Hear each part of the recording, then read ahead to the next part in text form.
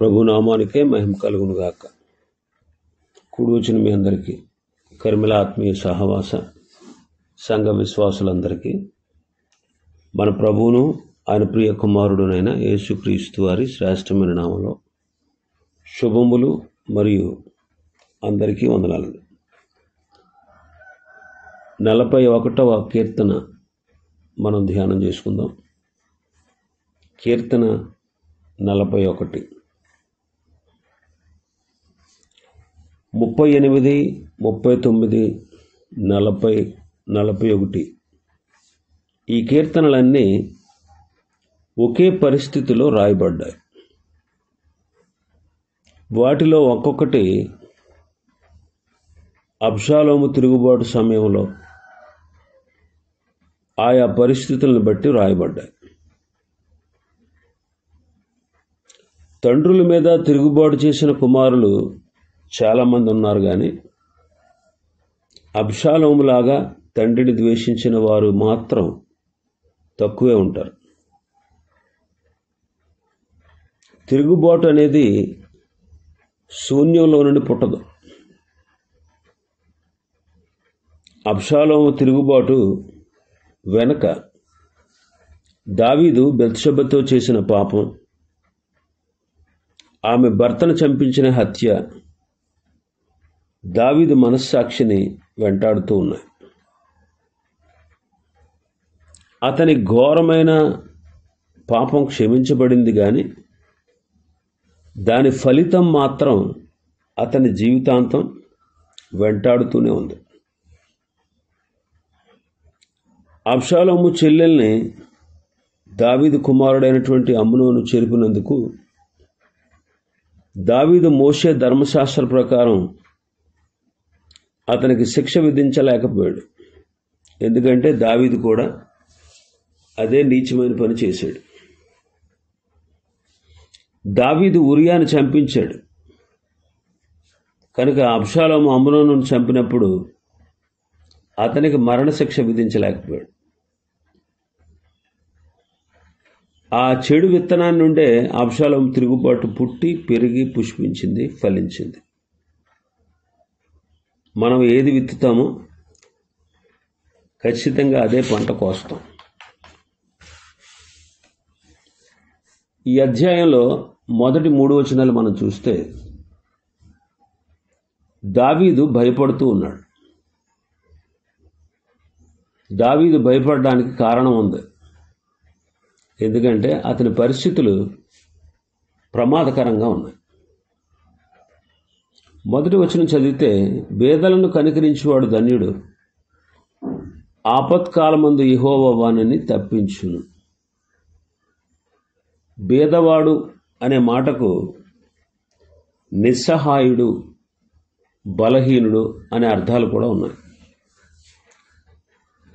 వ్యాధిగ్రస్తుడు అనే అర్థం కూడా ఉంది. ఈ కీర్తన దావీదు తనను గురించే రాశాడు. మరి దావీదు పేదవాడు కాదు కదా. అయితే వ్యాధితో పడక మీద ఉన్నాడు. ఒంటరిగా సింహంతో ఎలుగుబంటితో పోరాడి ఒంటి చేత్తో గొల్యాతును చంపిన బలవంతుడైన దావీదుకు ఏమైంది ఇప్పుడు? కొద్ది జనముగా ఉన్న 12 గోత్రాల హెబ్రీయులను అంతర్జాతీయ శక్తిగా ఎదిగేలా చేసిన దావీదుకు ఒక్క యుద్ధంలో కూడా ఓడిపోని యుద్ధ వీరుడికి ఇప్పుడేమైంది? దావీదులో అలసత్వం వచ్చింది. దేశ పరిస్థితులు అతని చేతిలో నుండి చేయి జారిపోతున్నాయి. రాజ్యం మీద అతనికి పట్టు సడలింది. దావీదు బలహీనుడైపోయాడు. దానికి గల కారణం దావీదు చేసిన పాపం. పాపం మనల్ని కూడా అలాగే చేస్తుంది. అయితే దావీదు విరిగిన మనస్సుతో దీనుడుగా తన్ను తాను తగ్గించుకున్నాడు. తన శ్రమల నుండి దేవుడే తగిన సమయంలో విడిపిస్తాడు అనే నిరీక్షణతో ఉన్నాడు. దావీదు యొక్క నమ్మకం వివరించబడింది. 2వ వచనం మనం చూస్తే, యెహోవా వానిని కాపాడి బ్రతికించు, భూమి మీద వాడు ధన్యుడగును, వాని శత్రువుల ఇచ్చకు నీవు వారిని అప్పగింపవు. పరిస్థితులు దావీదు చేతిలో నుండి దాటిపోవచ్చు కానీ దేవుని చేతిలో నుండి దాటిపోవు. అందువలన దావీదు ఆ నమ్మకంతో మరోసారి పరిస్థితుల వైపు చూశాడు. అప్పుడు అవి మొదట కనపడినంత భయంకరంగా లేవన్నమాట.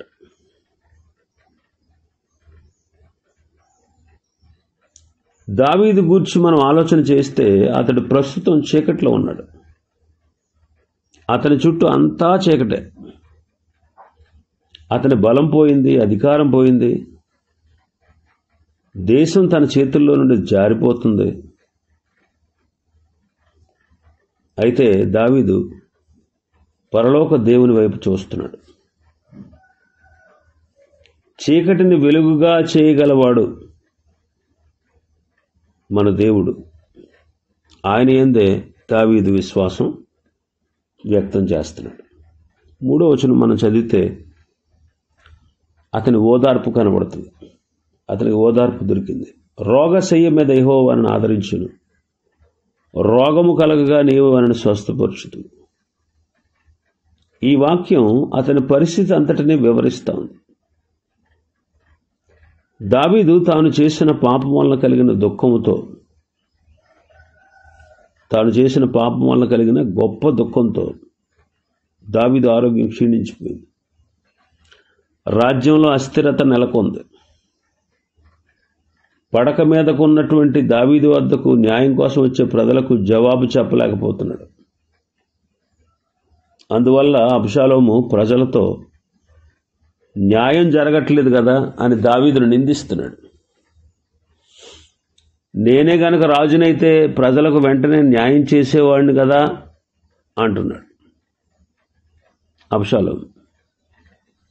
అంటే తిరుగుబాటును అణిచివేయడంలో దావీదు విఫలమయ్యాడు.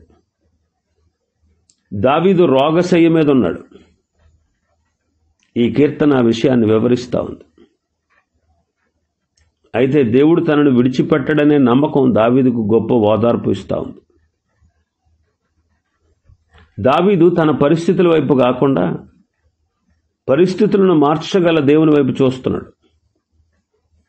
స్వస్థపరిచే యెహోవా మీదే తన విశ్వాసాన్ని వ్యక్తం చేస్తున్నాడు. 4వ వచనం నుంచి 9వ వచనం వరకు చూస్తే దావీదు శత్రువులు కనబడుతున్నారు.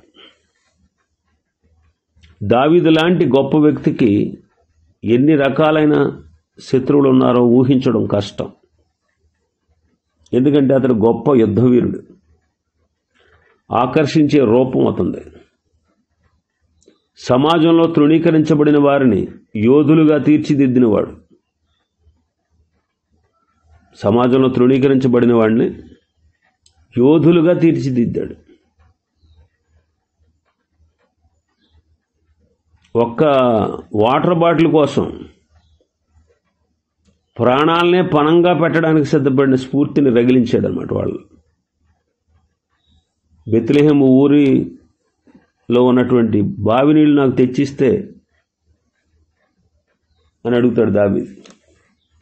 ప్రాణాలకు తెగించి వెళ్ళి వాళ్ళు నీళ్లు తీసుకొస్తారు. వాటిని త్రాగకుండా దేవుని సన్నిధిలో పానార్పణంగా పోస్తాడు. అంతటి ప్రాణం పెట్టడానికి సహితం సిద్ధపడేంత స్ఫూర్తిని వాళ్ళలో రగిలించాడు. తెలివైన పరిపాలకుడు.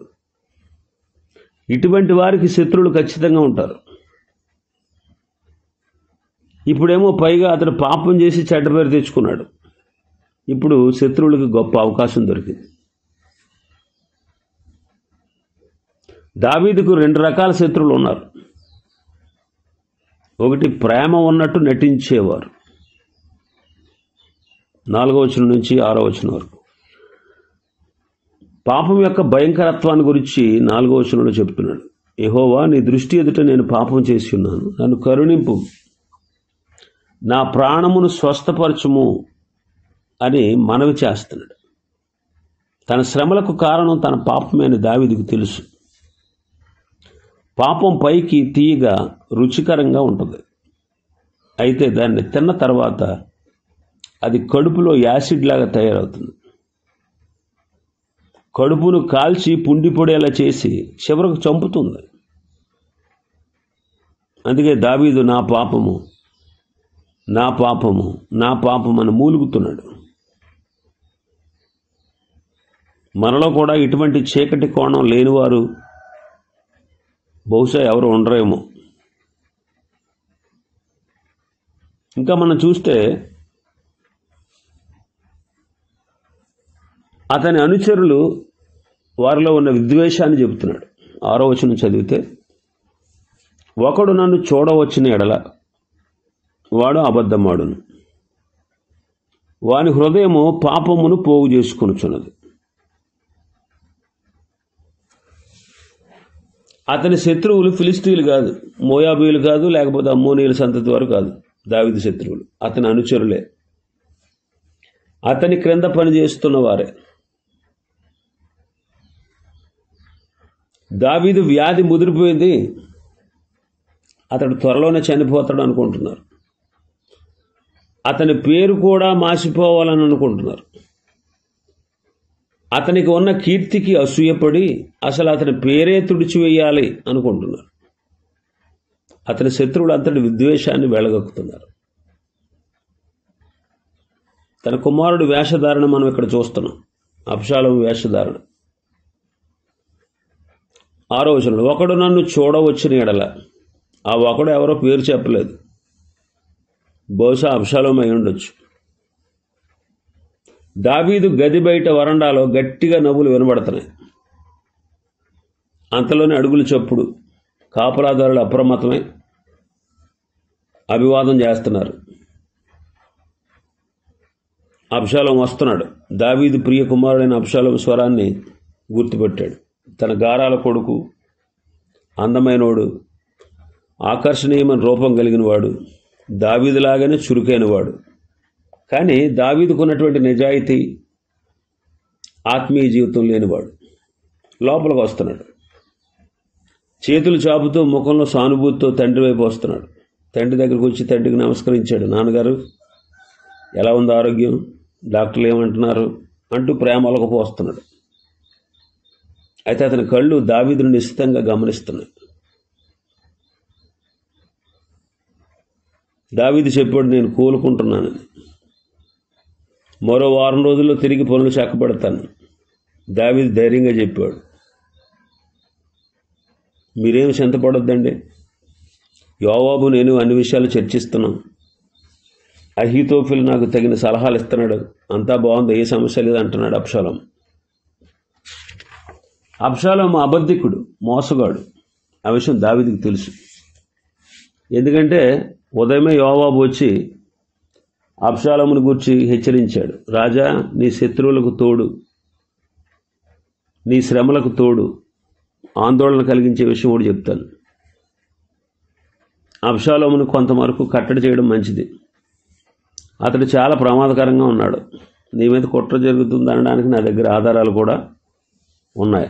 నిన్ను చంపి సింహాసనాన్ని చేయించుకోవాలని పథకం వేస్తున్నాడు. ఇవన్నీ దావీదుకు తెలుసు.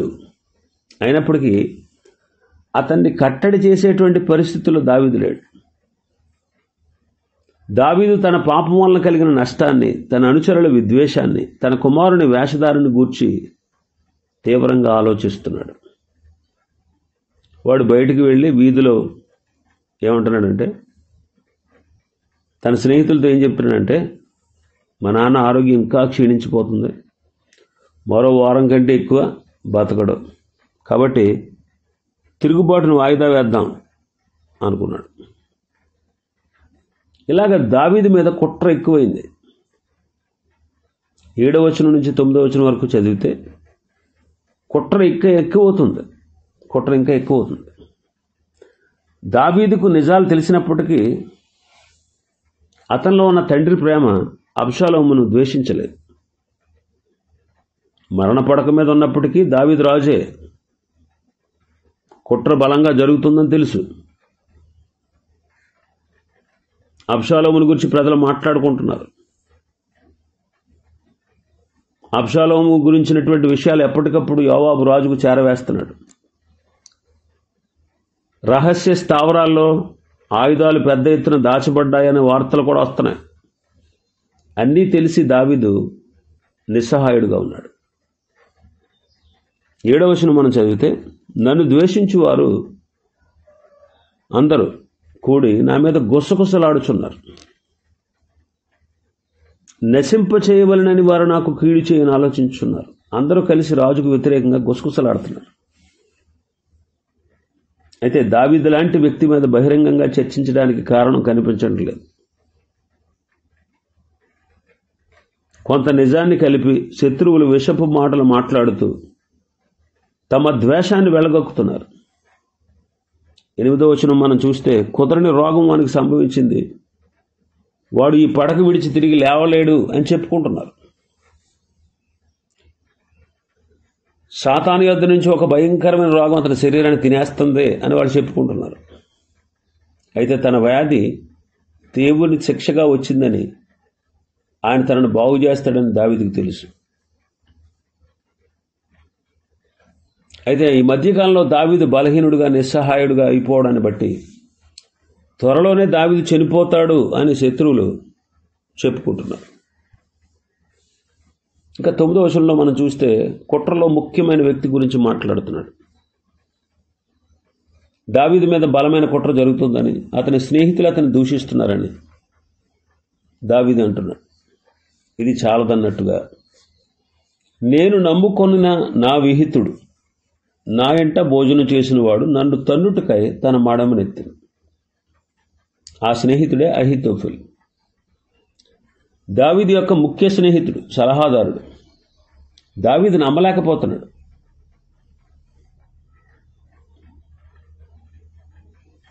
తూర్పు దేశాల్లో ఒక వ్యక్తి మరొక వ్యక్తితో కలిసి భోజనం చేశాడంటే వారిద్దరి మధ్య ఒక బంధం ఏర్పడినట్టే.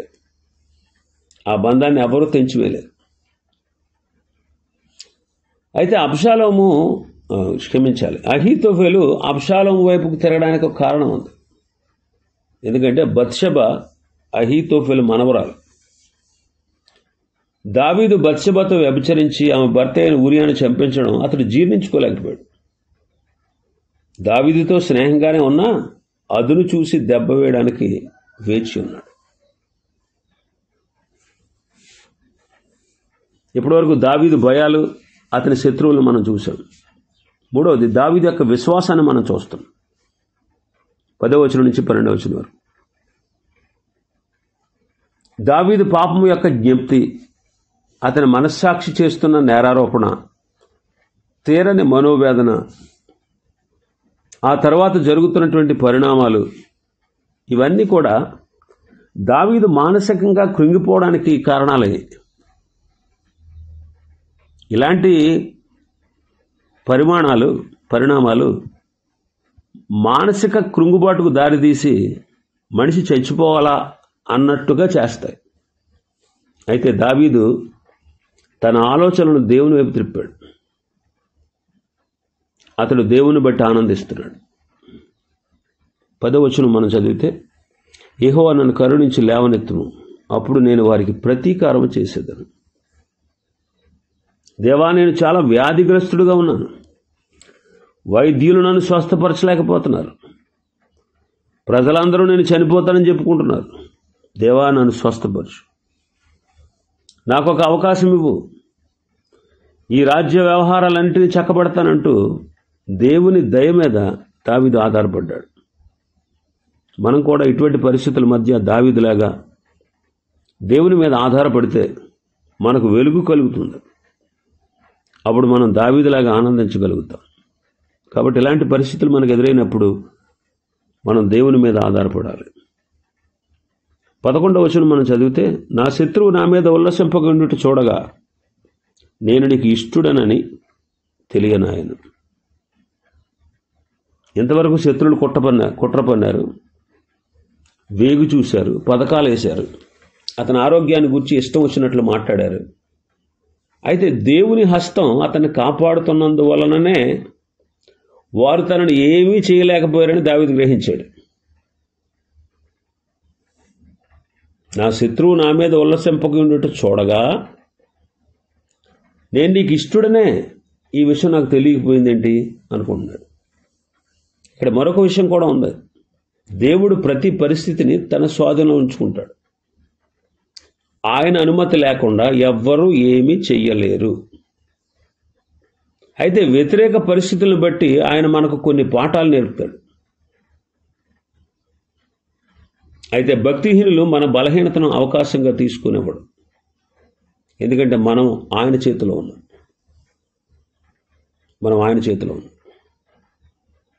ఇంకా 12వ వచనం చదివితే, నా యథార్థతను బట్టి నీవు నన్ను ఉద్ధరించుచున్నావు, నీ సన్నిధిని నిత్యము నన్ను నిలవబెట్టుదువు అంటున్నాడు.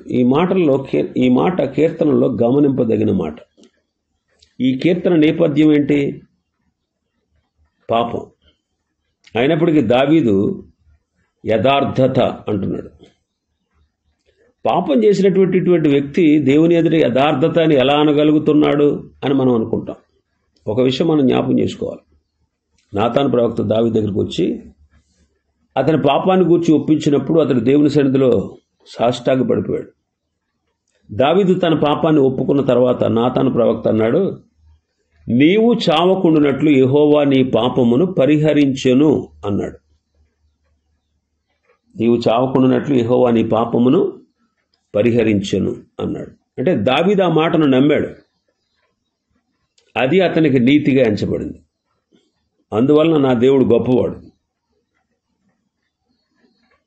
ఆయన నా పాపములు క్షమించడమే కాదు, వాటిని మరిచిపోయాడు. ఆయన వాటిని రద్దు చేశాడు. ఆయన తన నీతిని నాకు ఇచ్చాడు. నేను ఇప్పుడు క్షమించబడమే కాదు, నీతిమంతుడిగా తీర్చబడ్డాను. ఈ కీర్తనలో దావీదు ధైర్యంగా క్రీస్తు నీతిని ధరించాడు. అందుకే క్రీస్తు నీతిని ధరించి ఉన్నాడు కాబట్టే నా యథార్థతను బట్టి అంటున్నాడు ధైర్యంగా. మనకు ఇటువంటి అద్భుతమైన దేవుడు ఉన్నాడు. ఆయన మన పాపాలను క్షమించడమే కాదు, అవి కనబడకుండా తుడిచివేస్తాడు. మన పాపాలు క్షమించడమే కాదు, కనబడకుండా తుడిచివేస్తాడు, రద్దు చేస్తాడు, మరిచిపోతాడు, పరిహరిస్తాడు. ఇలాంటి అద్భుతమైన దేవుడు ఈనాడు మనకు కూడా దొరికాడు. ఆయనలాగా క్షమించగలిగే వాళ్ళు ఎవ్వరూ లేరు. ఆయనలాగా కృపావాత్సల్యం కలిగిన వారు ఎవ్వరూ లేరు. అందుకే దావీదు చివరిగా 13వ వచనంలో, ఇశ్రాయేలు దేవుడు యెహోవా శాశ్వత కాలం నుండి శాశ్వత కాలం వరకు స్తుతింపబడునుగాక, ఆమేన్ ఆమేన్ అంటున్నాడు. శాశ్వత కాలం నుంచి శాశ్వత కాలం వరకు ఆయన స్తుతింపబడునుగాక అంటున్నాడు. ఇవి ఈ అధ్యాయంలో ఉన్నటువంటి విషయాలు. ప్రభు చిత్తమైతే మరొక అధ్యాయాన్ని రేపటి దినం ప్రారంభించుకుందాం. దేవుడి వర్తమాన వాక్యాన్ని మన వెనికిడిలో ఆశీర్వదించునుగాక. ఆమేన్.